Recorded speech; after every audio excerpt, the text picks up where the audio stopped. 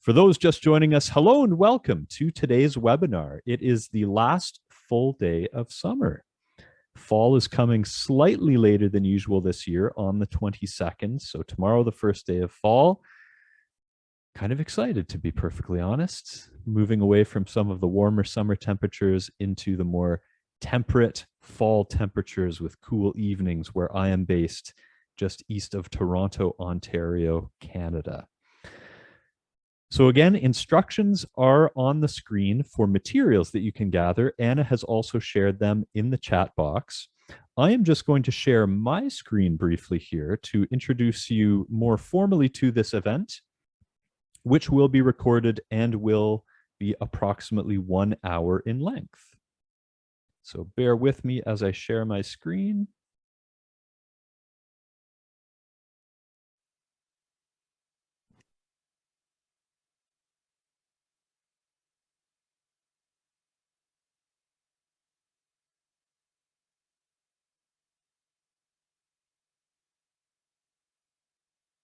So baby, it's cold outside. Indeed, it is the name of a song that we hear quite a lot through December and maybe parts of January. I've certainly been humming it in the back of my head for the better part of 2 weeks.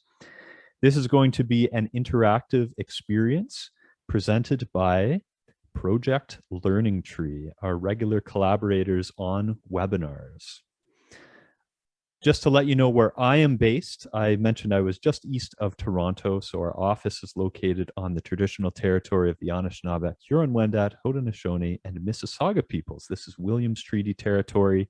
You can find out the traditional peoples of the land where you are based at nativeland.ca. A little bit about Green Teacher before we jump into things. Green Teacher's mission is to enhance environmental literacy among young learners by equipping both practicing and aspiring environmental educators in all educational contexts with innovative, relevant, evidence-based resources. And this is all part of our vision of ensuring that each successive generation of young learners is more environmentally literate than the last. Green Teacher has been producing a nonprofit magazine for over 30 years in North America, and the next issue comes out tomorrow on the first day of fall. So our fall 22 issue comes out tomorrow. So subscribers will have access to that, as well as our vast archive and resource portal. Green Teacher has been producing numerous books. 10 have been produced so far, and others are in the works. The two most recent are Teaching Kids About Climate Change and Teaching Teens About Climate Change. And all proceeds go back into the nonprofit to support outdoor and environmental education. Green Teacher's most recent project is our podcast, Talking with Green Teachers. We've produced 45 episodes over the past 2 years, and we've attracted listeners in over 80 countries spanning 6 continents.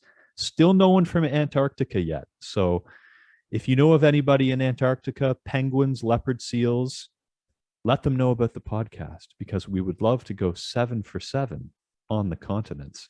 You can find it on all of your regular podcast platforms. You may have heard about this webinar from one of our webinar partners. Many of these are fellow environmental education organizations. Here's a listing of those organizations in Canada, and here's a listing of those organizations in the United States. A good number of them are affiliates with the North American Association of Environmental Education, a group that is hosting their conference coming up next month. Hard to believe that we're almost into October.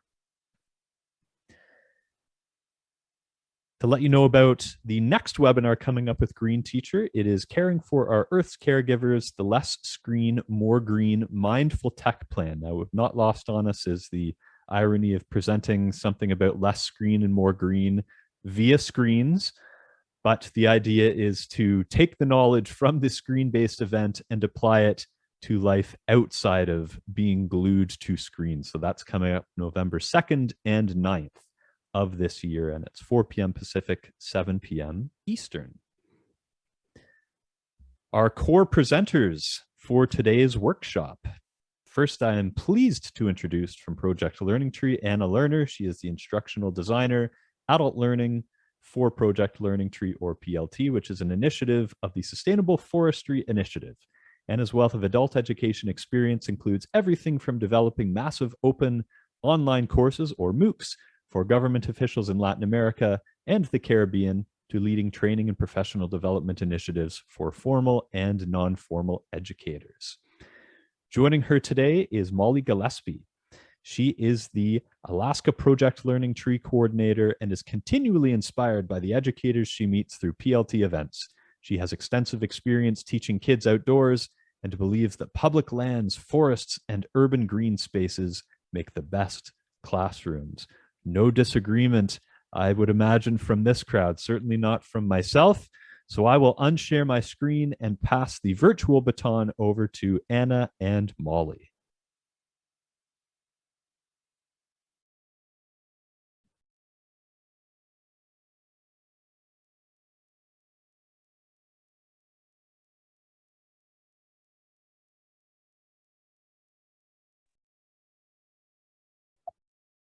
Great. Thank you so much, Ian. Welcome, everyone.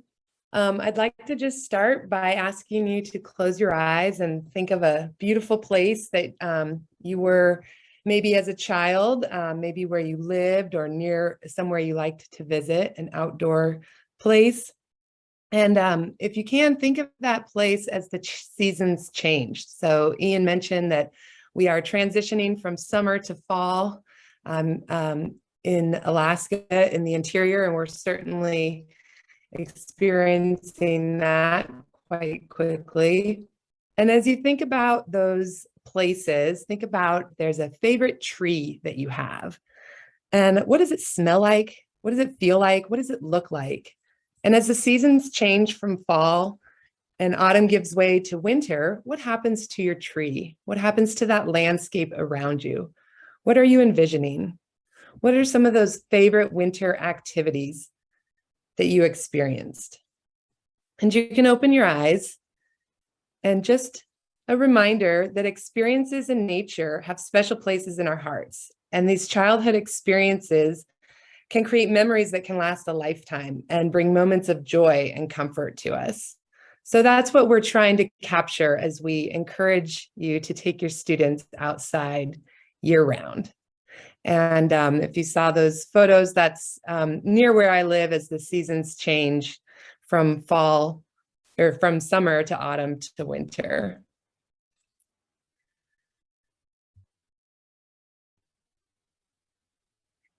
Anna? Thanks so much, Molly, for taking us through that brief icebreaker. And as a way to recognize the Indigenous peoples as right owners and stewards of this land from time immemorial, each one of us will do our own land acknowledgement when via chat. And I invite you to introduce yourselves in the chat as well with your first name, your location, whose land you're on, and the ages and audiences that you teach. If you're still learning, as many of us are, or you're just joining from somewhere new, I encourage you to explore nativeland.ca. Thank you, Ian, for posting it on the chat. It's a great tool to learn more about the land that you are on. And I acknowledge and I'm grateful to work, live, and learn in the unceded territory of the Manahoac peoples in Reston, Northern Virginia. These are the ancestors of the Monacan Indian Nation, one of the 11 tribes recognized in the state of Virginia. And as Ian said, my name is Anna Leirner, and I'm a Director of Instructional Design and Adult Learning for Project Learning Tree. And I lead the professional development work that we do, collaborating with a network of partners such as Molly to provide fun, hands-on, and locally relevant, and many times free, professional development events to formal and non-formal educators. So let's take a look at our outcomes for today. So outcomes are essential for us to measure and chart our success, and we do our best to identify and deliver on them in all aspects of our work. So the session will be a success when you feel confident to do the two following things: using the outdoors to create fun, authentic learning during cold weather, and using PLT engaging hands-on activities and resources for leading K-8 students in outdoor learning year-round. So here's how we're going to get there. So after this brief introduction, Molly's going to take us through making your own nature journal. So if you haven't collected the materials, now it's the time to do it. Tips, then we're going to look into tips for leading the outdoors activities during the cold weather. And we're going to finalize with some questions and time for comments. And yeah, and this is an interactive webinar. So conversation is encouraged through the chat. And it's an opportunity to ask questions at the end, but you should feel free to share your comments, suggestions, your own tips, and your own strategy that you've done in the past that you really liked it in the chat. That's the richness of this experience, that it's not just the content coming just from Molly and me, it's coming from all of you, all your expertise, and all your experience. So really briefly, just talking a little bit about the benefits of using nature and the environment. So number one, I'm just going to go on top 5 here because we could go on and on for an hour, but I'm just going to keep it to top 5. So the first one is to provide motivation. So using nature as context for learning often increase learners' enthusiasm, engagement, and their participation in activities. They are more likely to remember what they learn and the practice. So learning using new skills in real life contexts, such as outdoors, helps learners see how and why it is important in their everyday lives, and it motivates them to learn and to succeed. And it also helps to move learning from the abstract to the concrete. And the second one, it strengthens STEM skills. So doing activities outdoors with your learners can support a wide range of STEM skills, including applying logic, learning from mistakes, thinking creatively, working collaboratively, and communicating ideas. Number 3, it enhances cross-curricular learning. So by doing activities outdoors or in nature, not only children develop the science skills, but they can also do better in understanding math, social studies concepts, and strengthen their language proficiency. Number 4, it supports diversity. The outdoor offers an infinite variety of pathways and materials for learning skills and concepts. This diverse context is beneficial for diverse learners with wide range of social, emotional, physical, and cognitive and cultural needs. And number 5, it's excellent for supporting child development. We know the research shows how fresh air and sunlight are good for children's health and well-being. And outdoor learning can improve learners' attention skills, elevate their mood, and provide opportunities for physical development. So, as I mentioned, these are just some of the benefits. There are many, many more. So if you have used nature and the environment to teach, what other benefits didn't we mention?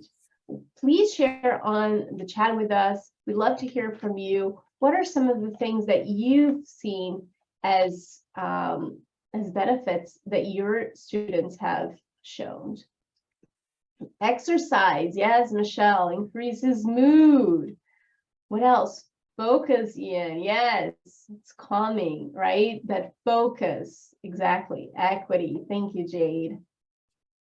Excitement and wonderment, happier adults, yes, who isn't happier outside, really? Physical space to be themselves, curiosity, safety, and inclusion for students with diverse needs. Thank you. Yes, keep it coming, keep it coming.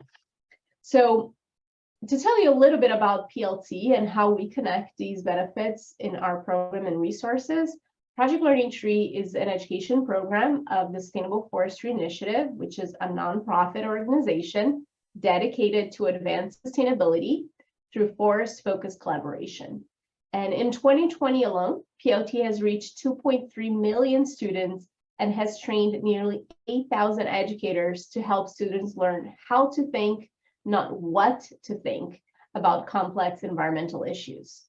And to support going outside, 95% of all of our activities can take students to learn outdoors.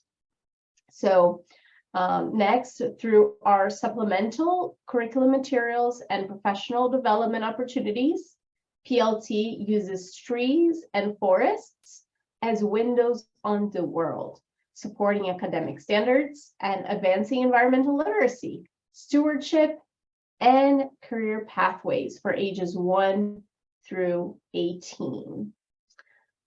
So one more chance before I pass the mic back to Molly. Quick note, a list of materials for you to gather so you can work on your nature journal along with Molly.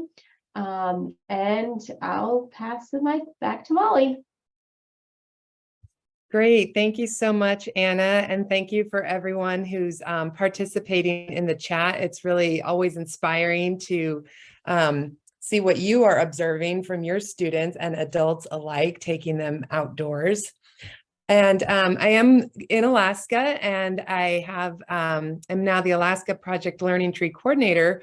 But before I was here full time, I lived in Alaska part-time, and I spent my winters in Western North Carolina, where I worked for a program that took students outdoors in the woods throughout their school year. So predominantly in the winter months. And we learned quite a bit about that. So we're going to start by making a nature journal. And the reason I would like to start with this is because one of the main tips that I'm going to offer you today in taking students outside in cold weather is to start taking them outside on a very regular basis as soon as you can. So in the fall, when you're starting back to school, or if you're working with students with an after-school program or at a nature center, getting outside on a very regular basis creates a whole new mindset for the kids that the outdoors can be a classroom space. So I'm just going to stop sharing my screen and lead you through this very simple nature journal. I'm going to push my computer down so you can actually see it. For the sake of time, this will be a little fast, but do remember you will be able to watch the recording. So I've used 2 pages from a calendar. I have a photographer friend that lives in the Denali area, and I contacted him for extra calendars. Of course, 2020 was a great year to get extra calendars from tourist destinations, because they, of course, had them, didn't sell. You can also use just a piece of construction paper or anything from a magazine. But I like the nature calendar because it gives that sense of place and sense of outdoors. So I take 2 pages because if you fold just 1 page in half, you're going to actually have that calendar page on the inside. So your 2 pages will go together, and choose whatever page you would like to be the front of your cover. You can either glue or tape these pages together. I'm going to skip that step for now, but just know to keep those 2 pages together, glue or tape them, and then just fold them right in half like a book. I've got this cute little grizzly bear cub on my cover off to the side there. And take some blank paper. 3 or 4 pages is a great way to start. Fold those in half and insert those inside the nature book cover. So the nature journal cover. All right, now we're going to make the binding, and this part's really fun. And this is where either your stick or your pencil and your rubber band come in. The stick makes a nice nature connection. And if you don't have sticks nearby, or if it's not appropriate for your students to be running outdoors and gathering a stick, or let's say the day you're going to do this, it's dumping rain. And so when you take them outside to get a stick, it's nice and wet, let them save that stick. And in the meanwhile, a pencil is a good alternative. This is for the binding. So we're just going to go about 1/3 of the way up and 1/3 of the way down to make a little cut. So you'll take your scissors, and you'll just cut a small little triangle, making sure you're cutting through the pages of the calendar and the blank pages inside. So I say about 1/3 of the way down. That makes it a little bit easier to open the book. If it's too close to either edge, it gets a little tricky. Okay, so you have your 2 slots, and you're going to take your big rubber band, open your nature journal to the very center. So you should have these 2 slots cut out in the very center. If you didn't quite make it through that paper, make sure you go back and try it again. Take the tip of the rubber band, push it through the top slot. And this is where you can get your children who are a little bit more adept to help the ones who need a little bit more help. This is a little bit tricky even for adults, but it can be done. Put your pencil through that tip of the rubber band. Okay, so you have one end of the pencil through one edge of the rubber band on the outside. Go back inside to the journal. You're going to stretch that rubber band through to the center. And you're going to stretch it all the way around and catch that other end of that pencil or your stick. And just like that, we have a homemade nature journal that is very easy to use and quite fun to see. So in that nature journal, I'd like you to go ahead and if you had an opportunity to make it, if not, that's okay. And just write down the 3 prompts. So I'm going to reshare my screen. Again, if that was too speedy to follow along, just know that this is recorded and you can watch that again. All right, so write down the 3 prompts with space. I notice, I wonder, and it reminds me of. And as an environmental educator, you may have already heard this. If not, welcome to one of the, I think, most useful ways of getting kids to observe in nature.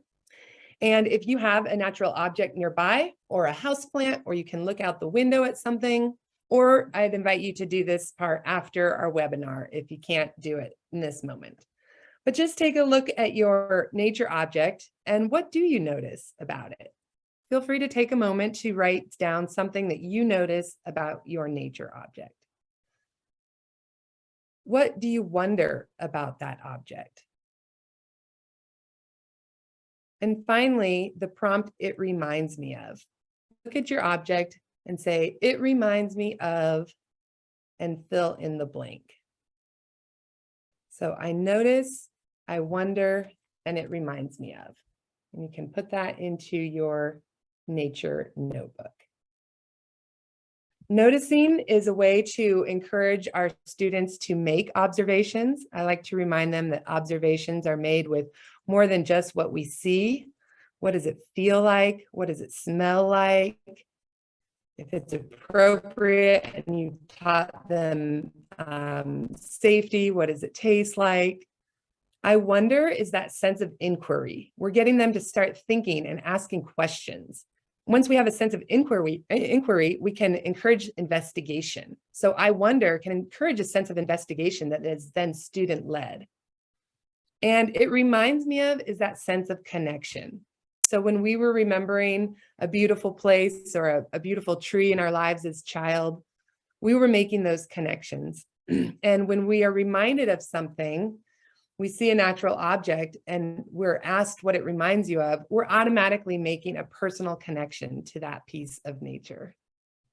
So nature journals can be used throughout the seasons and throughout the school year if you're a formal educator. And it's a great way to get your kids engaged with the outdoors. All right, so that leads me to our outdoor classroom. Apologies if I slow down. I just saw that my internet was a bit unstable. So tips for leading outdoor activities in the cold weather. The biggest tip is to normalize using outdoor spaces for learning rather than just a treat or for free time. We don't want it to replace that unstructured free time. We want it to be an extension of the classroom. So here I am with a group of 5th graders in some public lands, and this is our outdoor classroom for that day. Make it a habit. Excuse me. Try to start early in the school year or when it's not super, super cold, and make it a habit by creating a space for your outdoor learning. Can you carve out a place on your school grounds Do you have a park that you can get a permission slip to walk to the park? Some schools are able to have a permission slip that they can use for that year, and then they can go when the opportunity arises. Setting norms for the outdoor classroom is really important. Think about young kids, they learn those rules of the indoor classroom early, like kindergarten and first grade. They're so excited about the rules of the classroom and setting these norms. So if we can teach these children that the outdoors is a classroom space too, and there's time for learning and there's time for playing, that can really help set that stage for them. Sometimes if I have a student just wander away from the group outside, I'll just remind them that that's like getting up out of your desk and walking out the classroom. And then they're a little bit horrified that that's kind of what they just did. They obviously didn't mean to, but that is the mindset that we want to get them into. So starting with short sessions and activities is really useful for this because it can be kind of wild. I recognize that. It can be kind of crazy, especially if you have a large group of students when we get outside. So that's why setting those norms are really important. And then shorter sessions and shorter activities to start with until the students and yourself are used to learning and teaching outdoors. Go out frequently, once a week, once a month. Can you set aside a certain day for Forest Friday? I have a PE teacher that came to a Project Learning Tree workshop this summer that was really inspired to go back and start her weeks off with Majestic Mondays. And on Majestic Mondays, they would go outdoors for their PE activity, whatever that was going to be. And she was challenging herself to do it throughout the school year. And then have patience. It takes a lot to get the kids used to it. And so it does require that patience and those reminders. It's a skill set. Learning outside is a skill set that can be taught. So don't expect them to know it if they've never done that before. We have to teach them the appropriate ways to do it. And then again, we don't want to substitute our recess for outdoor learning sessions. They'll get resentful of that. And we don't want them to think that the outdoors can only be for unstructured free time. It needs to be both. So if we are doing outdoor activities for lessons, we need to make sure that we are not doing it during that time that would be otherwise unstructured free time. All right, this is one of my favorite photos here. Be prepared. Here I am. If you look closely at the thermometer, Celsius and Fahrenheit get to be about the same when you're below 30 degrees below zero. So dress for the weather. This is obviously an extreme photo and an extreme temperature. And cold is relative. If you live in the southeastern part of the United States, it might not be a cold climate like you would expect in North Dakota, but when January comes, it's colder than August, and cold is relative. So you have to be prepared and let the kids have time to dress for the weather. Send parents a note saying that your class is going to be engaged with outdoor learning all year round. So be prepared to send extra layers. If you have an appropriate space to hold on to those extra layers at the school, that's always useful. When it's really cold, or again, relatively cold, explore and move. Plan shorter activities, nature walks, scavenger hunts, tag games. Ecosystem tag games are a great way to engage in the natural world as well as teaching a lesson and having fun and movement. Movement keeps us warm outdoors for sure. Another good tip is to observe more and write less. It's hard to write with cold hands. It can be hard to write with gloves. If it's below 32 degrees Fahrenheit, 0 degrees Celsius, whiteboards don't work with dry erase markers. So using hand lenses, using laminated sheets for scavenger hunts or identifying plants and trees on your campus. Laminated sheets are excellent because if it starts to drizzle just a bit, they don't get wet. Utilizing partners for pair sharing and recording data. That way you're not expecting every student to take notes. Maybe they can share taking notes. Utilizing parents and community volunteers. This is really key to success. Being outdoors in small groups is so much easier than being outdoors with a larger classroom. Some of us teachers have 20 to 30 students in one classroom. And so it might just be unfathomable to think about taking those students outdoors and getting them to focus on a lesson.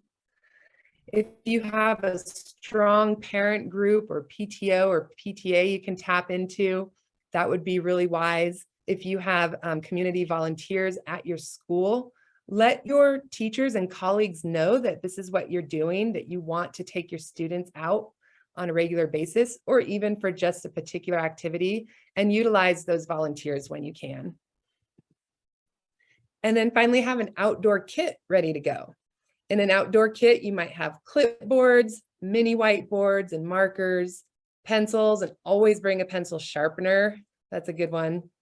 And then seat pads. Seat pads are really great. You can cut them out of a piece of foam that you can get at a hardware store.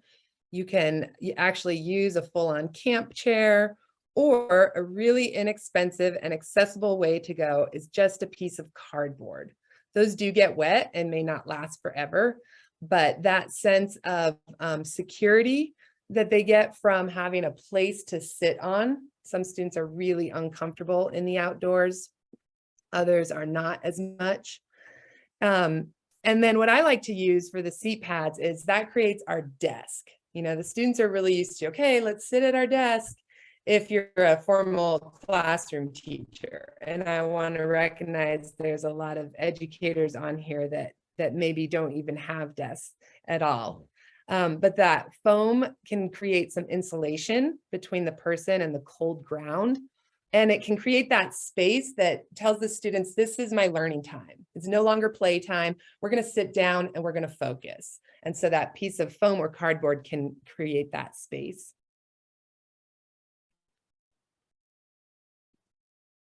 Observing natural phenomenon. So this is really key to going outdoors when it's cold. Doing worksheets or doing sitting down and reading a book, that's really challenging in cold weather.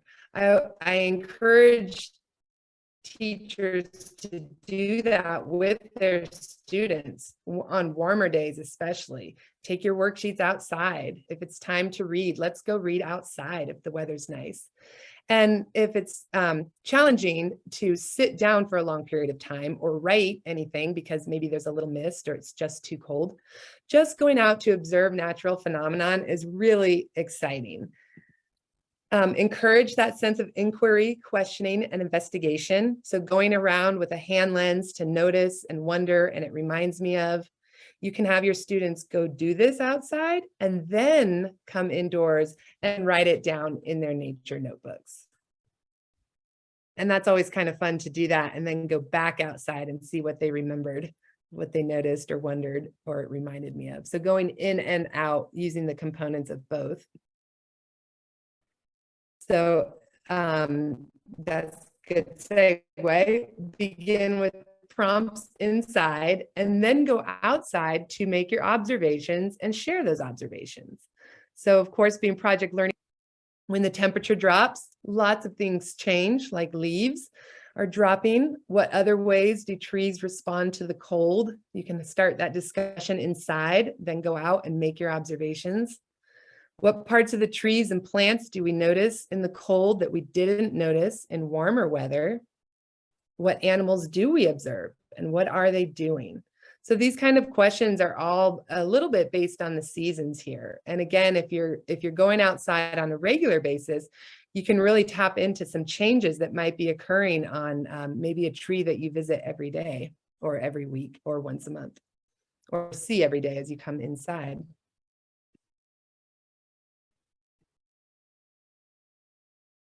And exploring nature in every season, one way to do that is to practice phenology. And that is the science of observing and recording the weather and the plants and the animals' response to that weather. Even if it's just going outside and sending a couple students to take the temperature, sending other students to see what a particular plant is doing, and maybe some other students are in charge of noticing sounds or sights of birds or animals that might be passing through. And recording that data is really neat because you can actually get years of it. And to practice phenology, you can go back and look at that data and really see how things are changing or maybe staying the same. And then we have a really neat project learning tree activity called Adopt a Tree. And Adopt a Tree is one that we can explore. The students are encouraged, actually, hold on, I think I have a slide for it. Yeah. So the students are encouraged to select a tree to observe over time, deepening their awareness of the tree changes and developing a greater appreciation for their local environment. And you can utilize the indoors for the classwork and then go outdoors to explore. So for example, the student page has sensing my tree smells like, my tree feels like, my tree looks like, etc.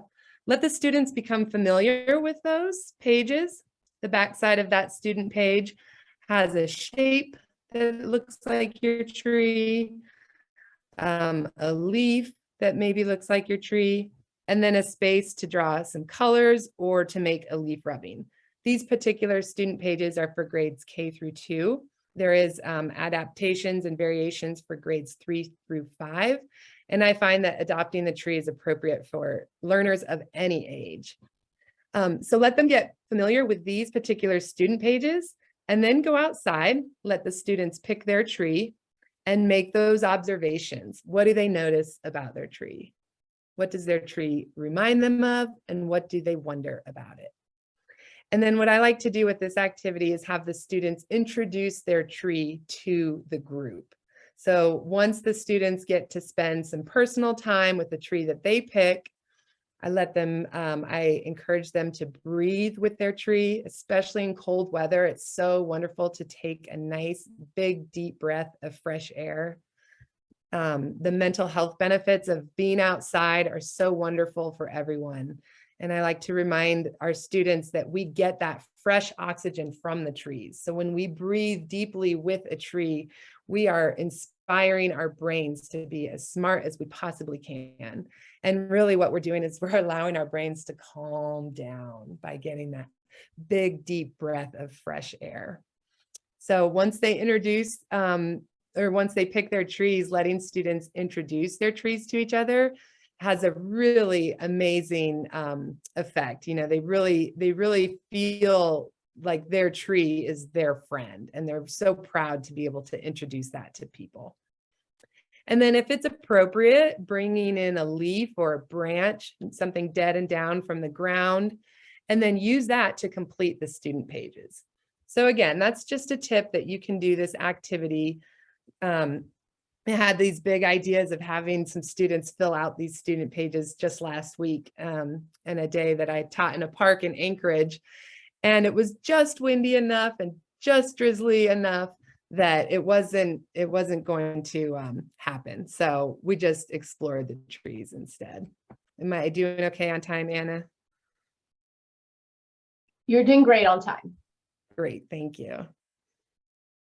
There's 11 more activities from Project Learning Trees Explore Your Environment Activity Guide to do with your chosen tree.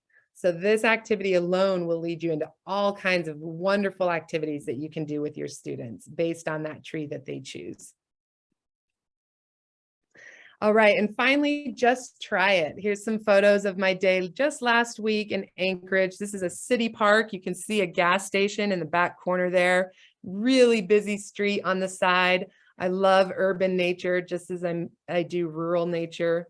Here's the students observing their trees. You can see these this program through the Anchorage Park Foundation offered chairs, these little camp chairs for us to use. Here's one student, she wanted her own personal tree and she chose these two because they were so different looking and they were growing from the exact same spot. So she thought those two trees must be friends, which I thought was very sweet. And then here we are making introductions. So these are the students going around and telling us all about their trees. We used a dichotomous key to identify the trees as a group before they all adopted their tree. And here's one youngster looking up to the very top of his tree, trying to make all the observations he can. And that was in Anchorage just last week. So you can see our fall is well upon us here in the North Country. And finally, have fun with it. These are some fun pictures taken from Western North Carolina, Hendersonville, for those of you familiar with the area, January 13th, 2020. So a warmer climate in general, but on this particular day, a group of educators were at a school and we were actually teaching weather. So we had all these games planned and all these lessons planned, and then it just started precipitating. And if you look really close, that precipitation is white. In Western North Carolina, when it snows, school shuts down, everybody goes home instantly. So immediate chaos ensued. So we gave up on our lessons and we just let the kids start catching snowflakes in their mouth. It was an excellent time to describe a cold weather front, which was one of their lessons. So it was just true experiential. This is all within half an hour. Look at how big the snowflakes are now.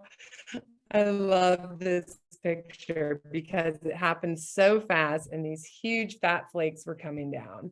And then here's the instructors. Look at the snow on the scal's hat. In about 20 minutes, it went from maybe gonna rain, maybe gonna snow to full on big snowstorm. And at that point, all you can do is have fun in the snow with the students and then send them in so they can go home because school is called out.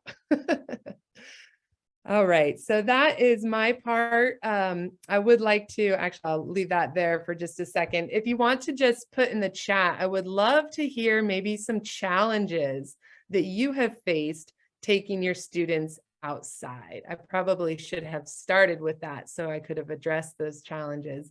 But I'm just curious about that because I want to recognize that I can say, let's go outside. It's awesome. Everyone should do it. And then the reality is it's hard. It's hard to stay organized and to keep your students safe and to get all the work done that we need to get done as teachers. And so I hope that these tips encourage you to try it, to have fun, to make it a habit, and to do the best that you can. And I do think that as you go along, especially through the school year, you'll find it easier and easier to do that. And for those of you who are non-formal educators, maybe meeting students outside their formal classroom, I think taking the kids outside might be easier for you in some ways, but I'd also love to hear various challenges as well. And then with that, I'll pass it to Anna and look through your chat. Thank you so much. Thanks, Molly. And we do have many comments coming in. And so I think it would be interesting to see, you know, as if you want to go back one slide, Molly, as Molly and I, you know, talked about this webinar and planned this webinar for you, we talked a lot about, you know, what are the challenges? How can we address it? So I'm sure Molly will have some suggestions and additional tips for you on the chat on how to address it, which is wonderful. I appreciate all the comments that are coming in so that we can help you. So let's move on. I just wanted to say, so the activity that Molly shared with you all, the Adopt a Tree, it is an activity from PLT's Explore Environment. This is a guide that we launched last year, if I'm not mistaken, and has 50 activities. They all have suggestions on how to take students outside to learn. So all 50 activities have these little cute take it outside call outs to show you even quick ways to take students outside to learn. And one of the comments that we got from a teacher in Montana, it says, you know, I love to take it outside. For teachers that have challenges with moving out of the classroom, sometimes a gentle push is all we need, and to take it outside provides just that. So we also have 20 of the activities in the guide are exemplary activities for doing outdoor instruction. So we try to incorporate outdoors as much as we can. There's also opportunities to do it indoors if that's what's going to work for you that day. And all the activities are correlated to academic standards such as NGSS, Common Core, and C3. We know that how important that is for educators, both formal and non-formal.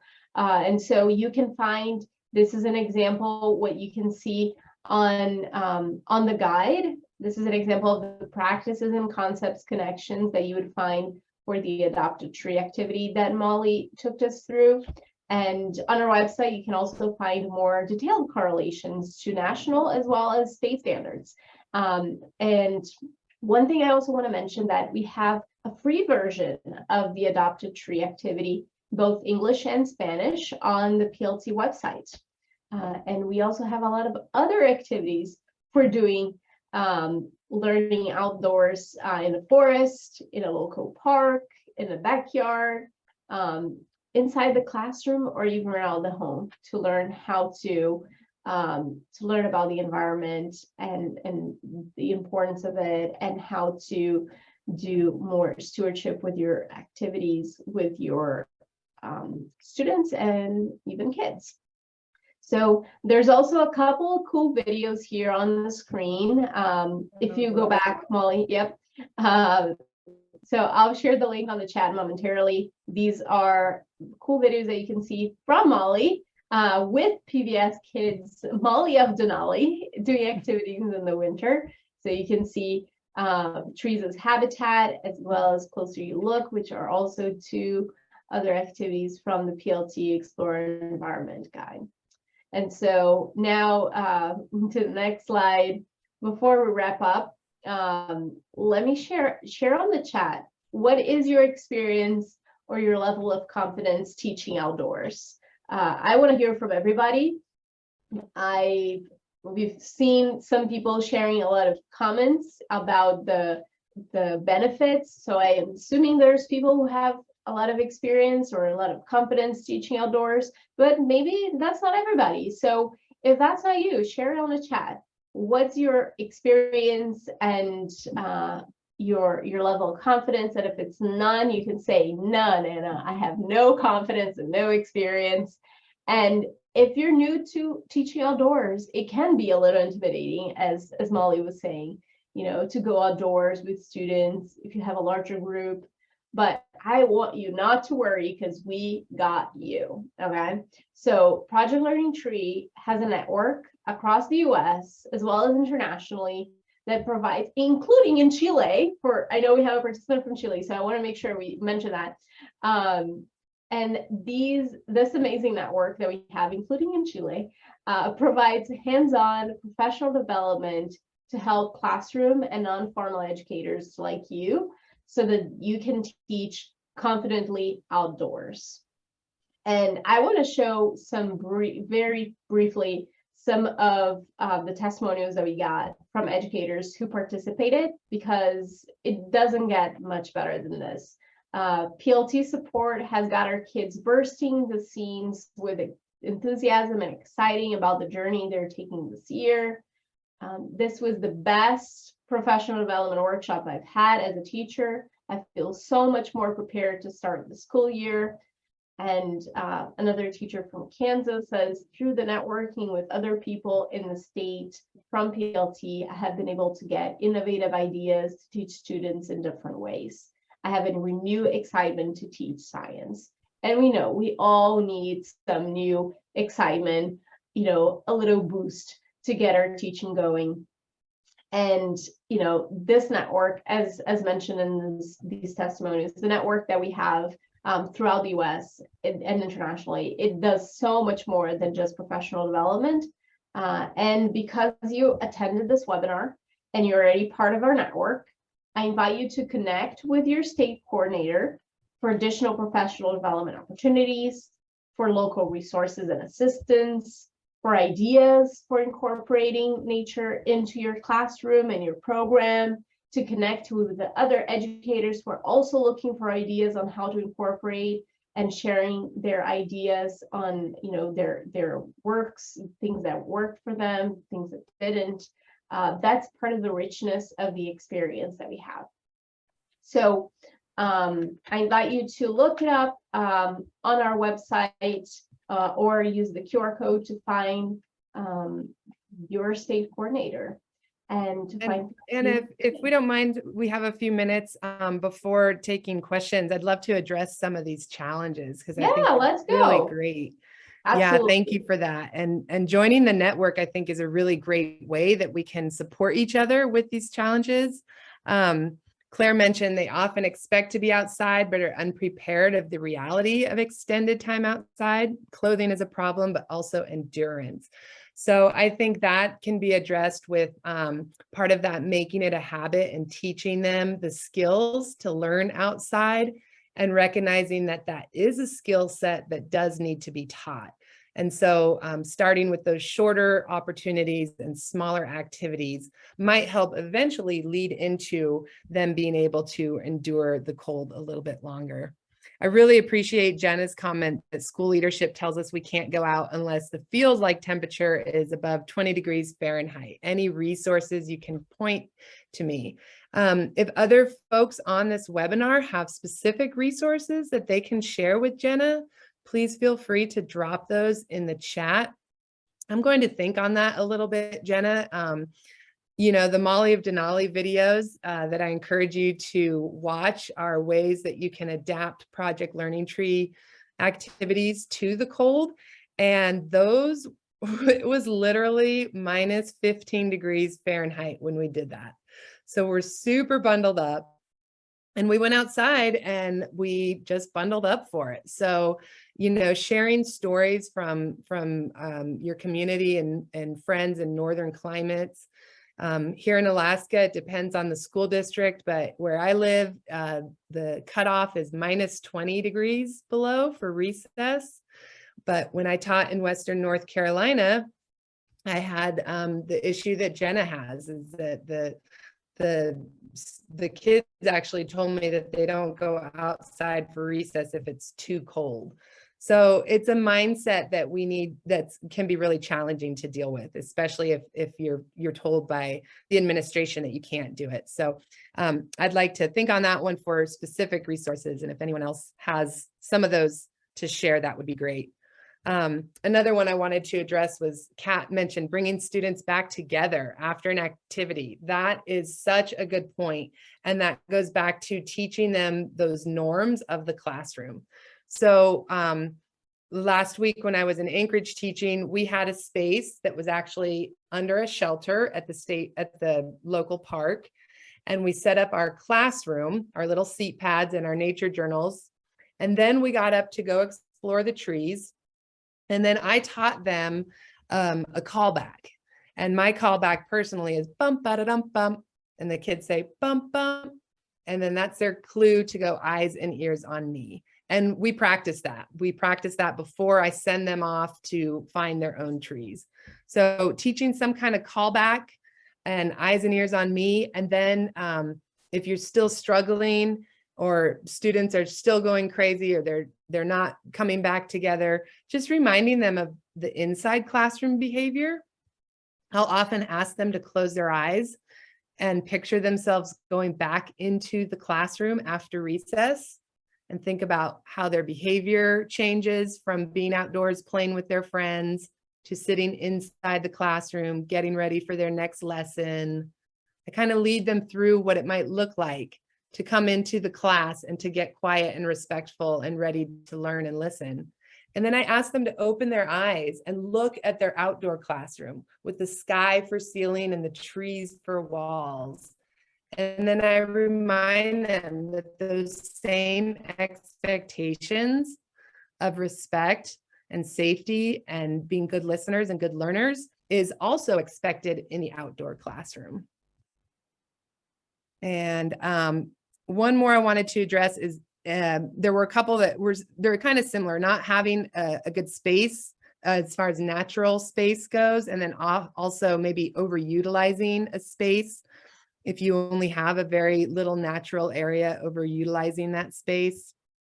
So on those, I would encourage you to try to find if you have a park that you can walk to.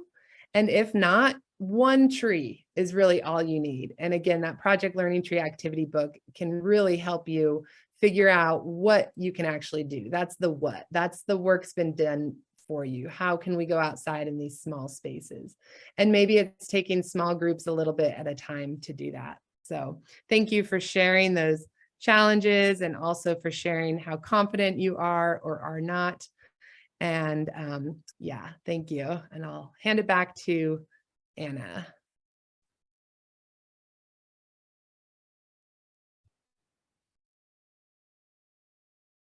Unmute. There we go. So just want to thank everybody for coming. Thank you for sharing all that you've your experience, your tips. I know that we've already, shared some of the questions, but if you have other questions that you want to ask or other tips that, answer the questions of others, please feel free to share it on the chat, and we welcome you to do so. And as we close out, I just want to invite you to, again, stay in touch with us. We love celebrating educators who are using nature to teach. So tag us on your post using hashtag Project Learning Tree. Follow us wherever you go for social media. If you want to go to the next slide, Molly, we have all of our social media presence here. So let's celebrate you. Share your photos when you take students outdoors in the winter or even colder weather. I know we are already having some colder days, at least where I am. So please tag us. We love to celebrate you. And again, thank you so much for coming. And please take 1 minute to answer the survey evaluation that Ian just posted on the chat. We really love hearing from you, hearing what you learned about the session, what we could do better. This session we crafted directly and especially for you. And so having your feedback is wonderful so we can keep improving it and making these efforts even better. So that's all that I have. I think we know we're right on time. So yeah. So I just want to say thank you all so much, and I hope you enjoyed it, and hope to see you all again in the next time.